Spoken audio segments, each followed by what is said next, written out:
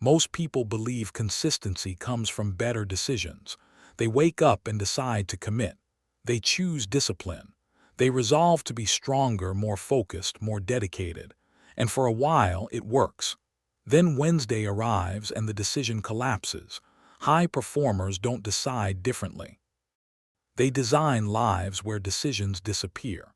This distinction matters more than any motivational speech ever will. The moment you understand it, you stop fighting yourself and start building systems that don't require willpower to maintain. You stop being someone who struggles with consistency and become someone consistency happens to. The problem is not that you choose wrong. The problem is that you're choosing at all.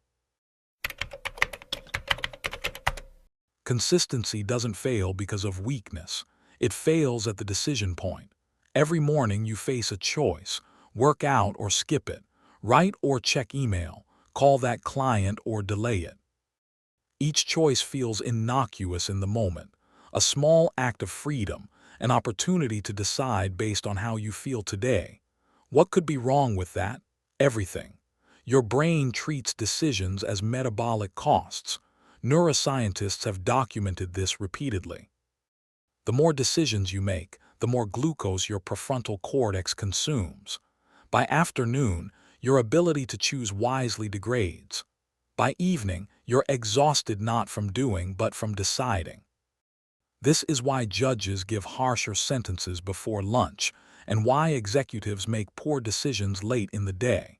Not because they are weak, because their decision-making infrastructure has depleted. But here's the deeper problem. Choice feels empowering while it quietly erodes follow-through. When you wake up and tell yourself, "Today I'll decide based on circumstances," you feel in control, flexible, responsive. What you're actually doing is building a system that requires constant permission slips, and permission slips are fragile. By Wednesday, you're tired. The decision that felt easy on Monday now feels like a burden. You negotiate with yourself. You make exceptions. You tell yourself you'll do it tomorrow. By Friday, the exception has become the rule. This isn't a character flaw, it's a design flaw. Inconsistent behavior emerges not from insufficient willpower, but from insufficient structure. The person who fails to write daily hasn't failed at discipline, they've failed at architecture. They've left the decision in place when they should have removed it entirely. Consider a professional I once knew, let's call him Marcus. He worked in consulting, a field where consistency compounds into reputation. Every Sunday evening he committed. 5 mornings a week, 6 a.m., he would work on a project that mattered to him, a business he wanted to build. Monday morning, he woke at 5:55 a.m. without an alarm. The commitment was fresh. The decision was still alive. He worked for 90 minutes. Tuesday, still strong. The friction from Monday had settled. Routine had barely begun, so it felt manageable. Wednesday, this is where it changed. His body was catching up to the schedule. He had experienced the first fatigue spike. Wednesday morning, he woke and faced a choice: get up or sleep another 30 minutes. The decision point returned. He negotiated. He compromised. He would sleep in but leave the evening open. By evening, fatigue and client meetings had filled the slot. Thursday, slightly easier because Wednesday's exception had normalized. He had created a precedent. The exception was no longer exceptional. Friday, he skipped entirely. Too much ground to make up. Too tired from the week. By the following week, the routine had fractured completely. He was back to deciding based on circumstances, which meant, in practice, not doing it at all. The failure wasn't about Marcus's motivation or character. It was about leaving the decision in place. Every morning, his brain had to choose. And choice, when repeated under fatigue, always trends toward the easier option. The fix, when it finally came, was absurd in its simplicity. He removed the choice. He didn't wake up and decide whether to work. He changed his environment.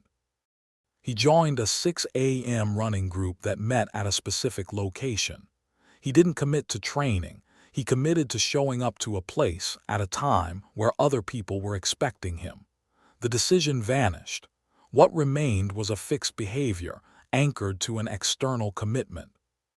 Within 3 weeks, he had done more consistent work than he'd managed in the previous 6 months. This isn't accident. It's how the nervous system works. Your brain is fundamentally lazy, not in the colloquial sense of apathy, but in the mechanical sense. It conserves energy. When a behavior becomes routine, it migrates from your prefrontal cortex, the conscious, effortful part of the brain, to your basal ganglia, the ancient circuitry that runs on automation.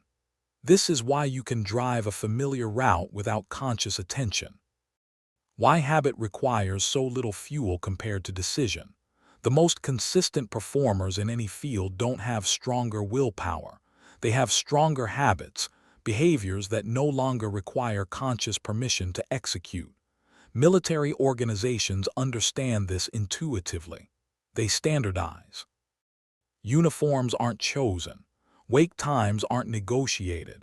Meal schedules are fixed, not because soldiers lack judgment, but precisely because standardization removes the need for judgment in domains where consistency is critical.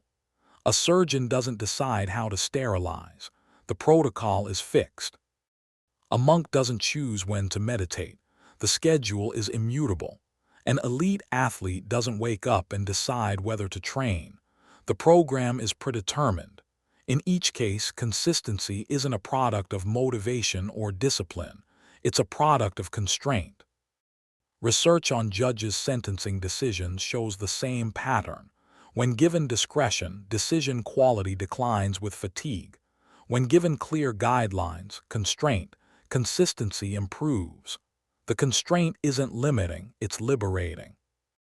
It frees the mind from making low-stakes choices, preserving cognitive resources for high-stakes ones. This creates an uncomfortable paradox.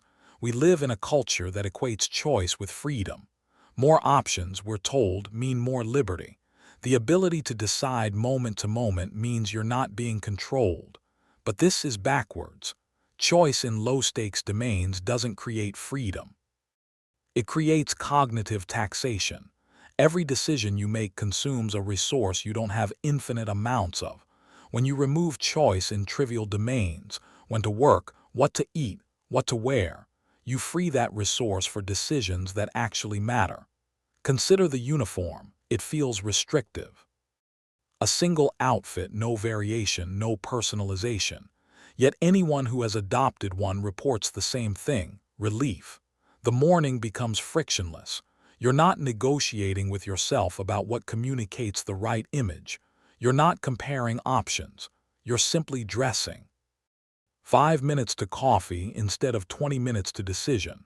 The same applies to routine.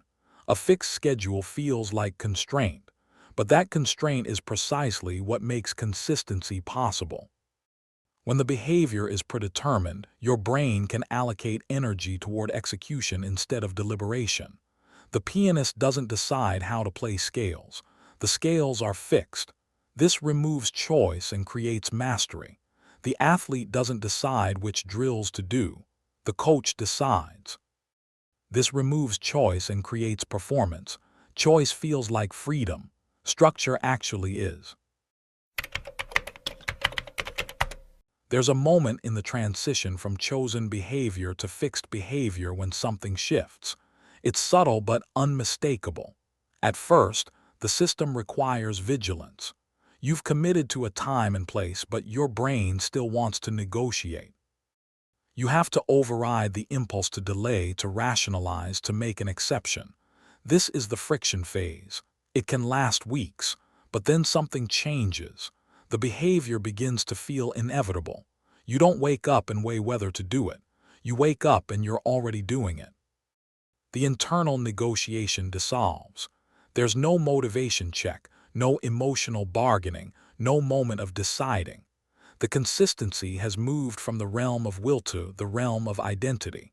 This is the shift that matters. At a certain point, Consistency stops being something you do and becomes something you are. You're no longer someone who is trying to write, but someone who writes. Not someone working to maintain discipline, but someone who follows through. This shift is neurological. The behavior has been automated, but it's also psychological and existential. You begin to trust yourself because you've become predictable to yourself first, then to others. Predictability is its own form of power. When others know you'll deliver, doors open. When you know you'll follow through, self-doubt dissolves. The person who writes every day doesn't need to motivate themselves. The runner who trains at 6 a.m. doesn't need to decide whether today is a training day. The decision is gone. Only the behavior remains. And in that absence of decision, something unexpected happens. Boredom becomes stability, and stability becomes the foundation of extraordinary work. The principles are simple. The application is straightforward. First, choose one behavior you want to be consistent with, not three. 1. Consistency builds from singular focus. Second, lock it into place. Anchor it to a time and location that already exists in your schedule. Not "I'll write daily." Rather, "I write at 6 a.m. in the kitchen before coffee." Specific time, specific place, specific trigger. Third, make the behavior small enough that low-energy days don't break the pattern. Don't commit to 90 minutes if you're building the routine. Commit to 15. The length doesn't matter. The consistency does. You can extend later once the automation is complete. Fourth, eliminate if-then thinking. Don't say, "If I feel like it, I'll train." That leaves the choice open. Say, "I train at 7 a.m., period." No conditions. No exceptions to evaluate. Fifth, design for low-energy days, not high-energy days. Build the system around 3 p.m. on a Thursday when you're depleted, not 8 a.m. on Monday when you're fresh. If it survives exhaustion, it will definitely survive enthusiasm. The language matters here. Not "I'm committed to consistency." Rather, "This is what I do, at this time, in this place." End of decision. This isn't harsh, it's freeing. You're not forcing yourself. You're architecting an environment where the default behavior is the behavior you want. Consistency is not built by better choices. It is built by fewer ones. The high performer isn't making superior decisions daily.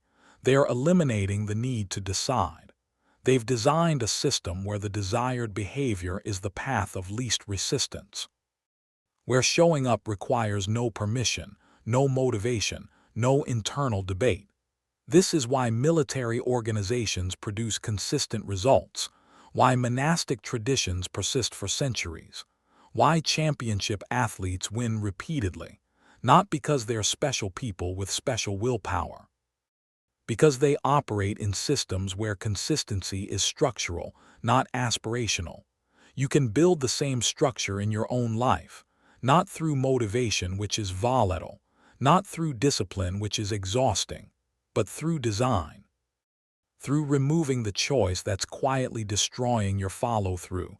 Choose one behavior, lock it in place, remove the decision. Watch what happens when you stop fighting yourself and let the system do the work. When choice disappears, behavior stabilizes. And stability is where real progress begins.